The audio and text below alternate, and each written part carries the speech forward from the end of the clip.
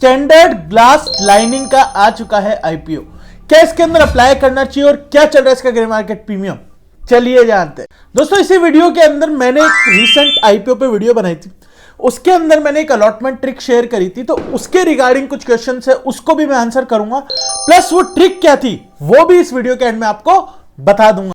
IPO open हो रहा है 6 तारीख को, यानी कि 6 को, क्लोज हो जाएगा 8 तारीख को। आईपीओ की साइज की बात की जाए तो वो है 410 करोड़ का, जिसमें से 210 करोड़ का फ्रेश इशू है, बाकी का पूरा ओएफएस हो जाता है। दोस्तों ये स्टैंडर्ड ग्लास लाइनिंग कंपनी करती क्या है और ये ऐसा क्या करती है जो मेरे को इतनी अच्छी लगी कि मैंने इस पे एक बड़ी वीडियो बना रहा हूं। यूजुअली आपको पता ही है मैं एक शॉर्ट के अंदर आपको बता के खत्म कर देता हूं, लेकिन जब मुझे लगता है कि यार इस कंपनी में पोटेंशियल है तो फिर मैं एक अच्छी वीडियो, फुल फ्लेजेड वीडियो, वो कहते हैं ना इन्वेस्टमेंट उसी पे करो जहां पे लगे कि रिटर्न है, तो उस हिसाब से मैं उस कंपनी के ऊपर तभी रिव्यू बनाता हूं जब मुझे लगता है कि सच में वो वर्थ इट है।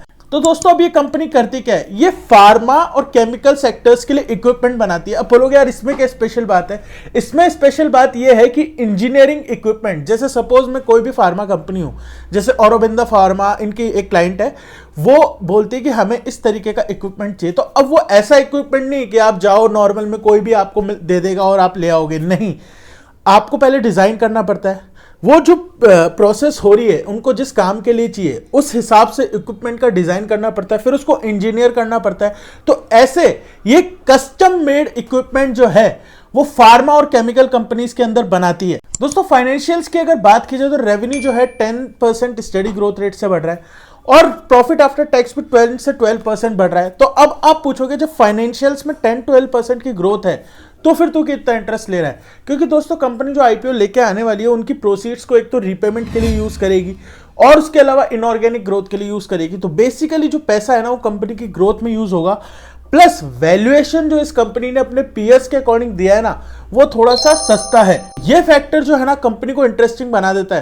किस पी रेशियो पे कंपनी लाना चाह रही है अपना आईपीओ, वो है 38 का, और अगर इसके जो पीएस इसने दिए हैं कंपेयर किया जाए उनसे, जीएमएम, फॉडलर वगैरह, तो उनका पी रेशियो 50 से 60 के बीच में रेंज करता है। तो इस हिसाब से कंपनी ने वैल्यूएशन पर ही अपने लिए आराम से 40-50% का रेंज छोड़ी है। उसके अलावा अगर फ्यूचर पीई को डिस्काउंट करे, मतलब फ्यूचर ईपीएस को डिस्काउंट करके इसका वैल्यूएशन निकालते हैं तो उस हिसाब से अट्रैक्टिव इशू नजर आता है। अब अट्रैक्टिव कहने का मतलब क्या है कि अगर डिसेंट लिस्टिंग हुई तो इसके अंदर ऑब्वियसली एक अपॉर्चुनिटी बन सकती है, लेकिन वहीं पे कहते हैं ना इस आईपीओ का जो इशू साइज है ना वो बहुत ही छोटा है, मतलब 410 करोड़ का ये, जो कि बहुत ही कम है।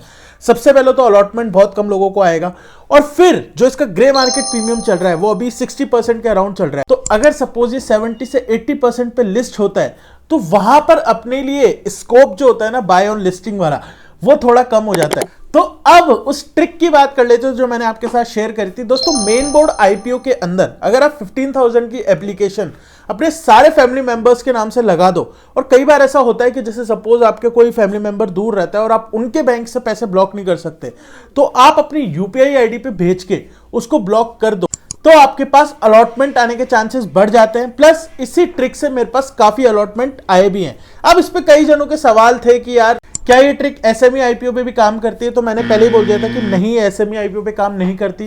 एक जने ने कमेंट करके बोला था कि भाई एप्लीकेशन रिजेक्ट हो गई मेरी, तो ऐसा हो नहीं सकता, आपका कुछ ना कुछ और इशू हो रहा होगा। फिर किसी ने कहा था कि इससे अलॉटमेंट नहीं आता, मैंने ट्राई कर लिया, तो मैं उसको बता दूं कि अभी रिसेंटली जो आईपीओ लिस्ट हुआ था यूनिमेश एरोस्पेस, वो मैंने इसी ट्रिक से अप्लाई किया था और मेरे पास अलॉटमेंट आया भी है।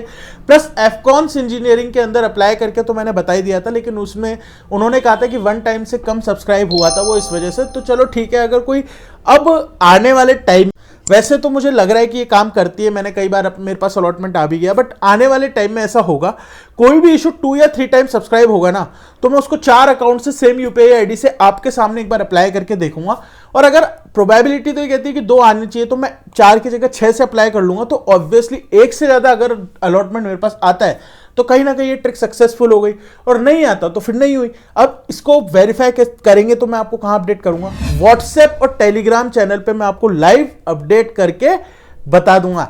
तो दोस्तों इस आईपीओ के अंदर फ्रेश बाइंग अपॉर्चुनिटी जो है वो लिस्टिंग एंड की वीडियो पे अपन डिस्कस करेंगे। उसके लिए चैनल को सब्सक्राइब कर लो और व्हाट्सएप और टेलीग्राम को ज्वाइन करके रख लो।